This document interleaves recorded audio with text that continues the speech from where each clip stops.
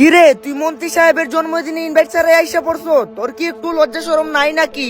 আমি তো প্রথমে মনে করছিলাম ময়লা পরিষ্কার করতে আসছো। ভাই আমি ইনভাইট স্যার আসি নাই, আমি সুনাইরের সাথে আসছিলাম। আচ্ছা যাই হোক, আমি চলে যাচ্ছি। আমি ওকে চিনি না, আমার সাথে আসে নাই। এই বিকারির বাচ্চা, সুনাইরা তো না করে দিল তোরে। বিনা দাওয়াতে খাইতে আইসা পড়ছো। এই সিকিউরিটি কোথায় এখানকার? এরপর সেখানে থাকা দুইজন সিকিউরিটি গার্ড তাকে ধরে ফেলে। এই বিকারিরে দুইটা বাইরে ফালাই দিয়ে আসো, মন্ত্রী সাহেবের জন্মদিনে দাওয়াত ছাড়াই আইসা পড়ছে।